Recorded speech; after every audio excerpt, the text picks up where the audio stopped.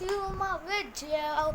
In this one, we are just going to do this. I'm gonna turn the lights on off for the best experience. Okay, just guys, video I'm going to come back in just few seconds. So peace. Hello guys, I'm back and tada. Okay.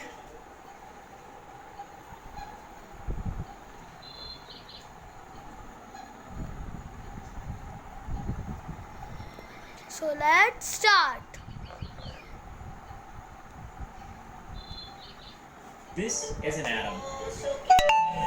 Just kidding, it's the entirety of the known universe. Anyways, I find scale to be so interesting, and I have this dream of building a really tiny ecosystem that is basically self-sufficient and interacts with itself with living organisms all in the next 30 days. Seems crazy. Seems fun. I wish there was like a Disneyland for ecosystems. Let's go to Gecko World. There's definitely not a Gecko World.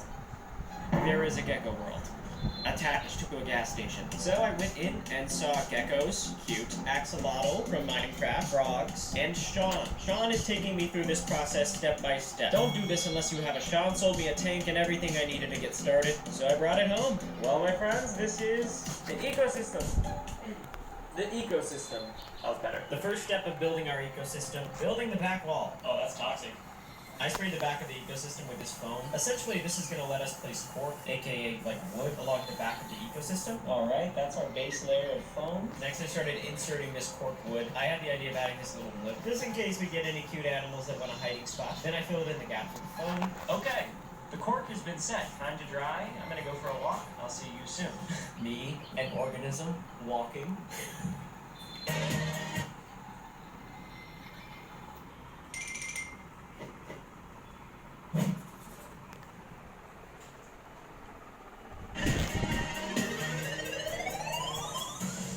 Back. So Sean at Gecko World told me to get moss, and to tuck in the moss in between the foam. I inserted the moss with ease. We're adding a nice bit of color to the ecosystem. This is actually a living organism. It doesn't need much water or anything, but it is alive. That is so cool. I feel like doing a title screen. But now we're going to add the substrate. I didn't know what substrate meant, so I had to look it up. It's basically the ground. I have the ingredients. I'm going to... yeah. You know how that goes. So the substrate's going to be at the base of the ecosystem. It's going to capture all the moisture and help provide nutrients and hydration. Then I inserted a log in the back of the tank and combed the dirt for good luck. Now it's time to put our first insect into the ecosystem. Isopods. Oh my god, I'm just reacting and this is started so good. These isopods are actually extremely small, but these are our first animals going in the ecosystem. This is so fun. I feel like I'm in science class. I don't know why I keep holding the shot. I don't know. So I added our baby isopods, and then I added springtails, which actually clean the isopods. That's cute. I added some moss for our organisms to eat, watered it a little bit.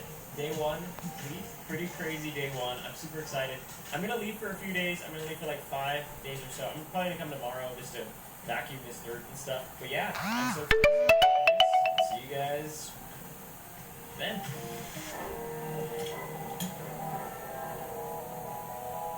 So I came the next day and vacuumed briefly, but after that I didn't check on the ecosystem at all. The moss moved a little bit. There's probably some serious stuff going on in that dirt. Isopods are probably claiming some territory in there.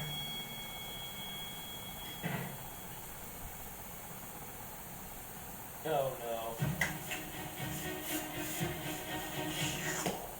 I don't know. It's kind of dramatic. It's day 5 of my tiny ecosystem, and I think there's some sketchy stuff happening. Reason being, nothing's happened. And that's weird, because there's a lot of living organisms in this terrarium right now. Natural materials. There's heartbeats. Do isopods have hearts? Dude, they have hearts. So you're telling me we've got hundreds of heartbeats in this ecosystem, and not one piece of moss has moved?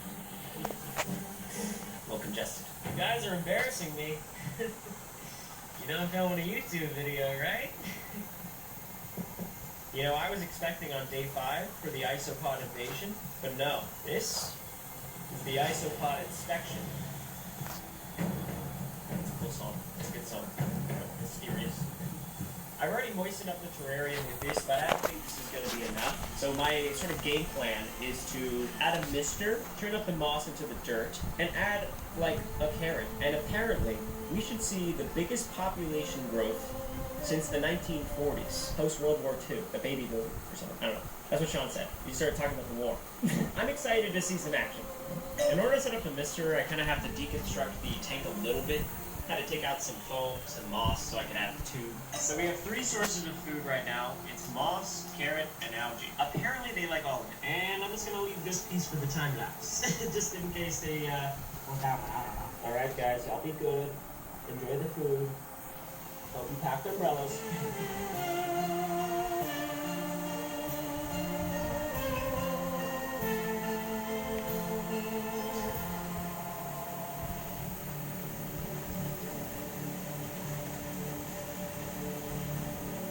After watching this back, I actually realized how active and hungry the isopods are. I just couldn't notice because I put so much moss in that first day. But look how much they destroyed this carrot. And I actually put another carrot in because they ate the first one so fast. So cool.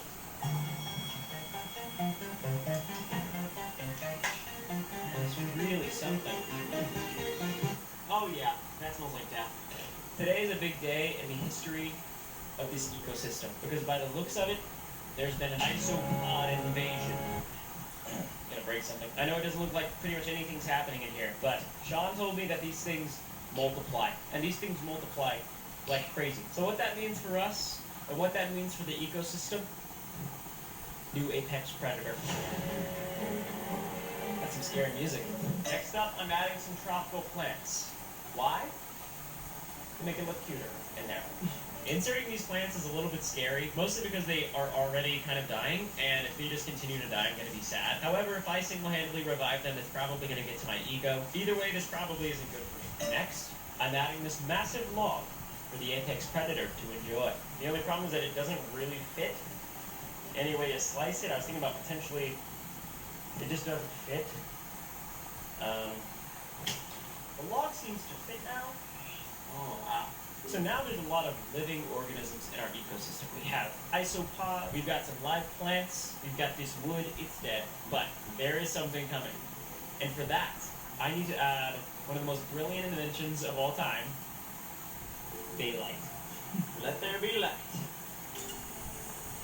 Oh, God. Oh. Sorry. I'm just holding the apex predators of this ecosystem in my hand right now.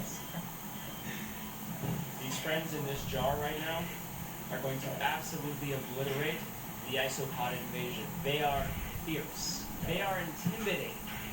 They are Kevin, Joe, and Nick. I'm really enjoying seeing Kevin, Nick, and Joe in their new home. Nick already ate an isopod. Look at this. I can't believe I captured this on camera. Just in case the dark frogs get bored of eating the isopods, I also added some flightless flies into the ecosystem. What even is a flightless fly? Does that just equal out to nothing? Anyways, I'm kind of in love with this ecosystem. It's so tiny, yet so elaborate. It's alive, it's growing. There's a full story being told in this terrarium, and I'm barely even a part of it. It's beautiful. I mean, I don't know what else to say. Oh my gosh, this B-roll is insane. This is my first time watching this time-lapse. Look at the plant absolutely be revived by the UV light. We captured Joe eating another fly, which is so cool. They chilled in the hidey hole. Nick really enjoys gymnastics, apparently. It feels like days are just flying by. Kevin did some skydiving. He also did some rock climbing. And honestly, it's just kind of crazy how much happens while I'm gone. But what's behind me? Oh, the tank? I've got some new accessories. It is currently day 25. You see Nick there. So cute. So there's not very many species that can coexist with the dark frogs. And Sean at Gecko World did inform me that there would be one specific species that would be perfect for my situation. Well, I'll show you, but let me put up these vines first. I put up these mossy vines, which actually added a wild jungle effect to the ecosystem. It's super pretty, and they're very climbable. Okay, allow me to introduce you to Bobby and Ray. Bobby and Ray are making themselves at home. It looks like Nick has actually spotted Bobby. They're definitely friendly with each other. Oh, Bobby! His little eyes. Oh, so cute. I let them get accustomed to their new home before I gave them a little gift. As a housewarming present to Bobby and Ray, I'm actually adding a new phase of the water cycle. I didn't know what this was either. Believe it or not, this is a fogger. I'm gonna add it now. In order for the fogger to work, it has to be submerged in a pool of liquid. So I dug out a little hole, I put in the fogger, and look at this. This place actually looks like the Rainforest Cafe. I added some more flightless flies into the ecosystem and found Kevin hiding in the Giga Hut. Alright, well I'm gonna let these guys have their dinner, and I'm gonna peace out. After I saw Bobby enjoying an all-you-can-eat buffet, I decided to stick around for a bit and just watch. And on the topic of dinner, Gordon Ramsay is not my dad. I get it, I look more like Gordon Ramsay than my actual dad, and I've actually emailed Gordon Ramsay's agent to see if he could come on my channel and admit that he's not my father. Long story short, his agent said he's not going to collab with a smaller channel. So let's pass Gordon Ramsay in subscribers and help me prove that he's not my dad. Thanks. Meanwhile, Bobby is still going. So, over the course of the next few days, I'm just going to be putting out some sweet papaya for the geckos. Not to be dramatic, but I would die for Bobby. Everyone seems to have a favorite food in this ecosystem. Oh, watch this. Watch Bobby drink the water that comes off the log. Oh my goodness. Over the course of the next few days, I kind of just let the ecosystem be, other than feed the geckos a little bit more papaya. It's yummy. I'd be lying if I said I didn't try it myself. Footage like this just blows my mind. And don't get me started on the fact that Bobby and Ray are playing tag. This ecosystem has really come to life over the last few days. It feels like these animals always have something they're doing, or not doing. Relaxing is an activity. And here we captured Bobby shedding his skin, which is kind of gnarly. He literally just ate his old self. Talk about new year, new me. I walked into the ecosystem on day 30, and at this point, I'm just marveling at how beautiful this thing is. I honestly think this is one of the coolest things I've ever gotten to do. I've watched with my own eyes a multi-level ecosystem come into life. I don't know what it is about Bobby. I love him. Everything he does is so cool. And Guys, and he's just it's the end of the video. Like and subscribe. no idea And bye guys, see you in the next video. And peace. And guys, peace out.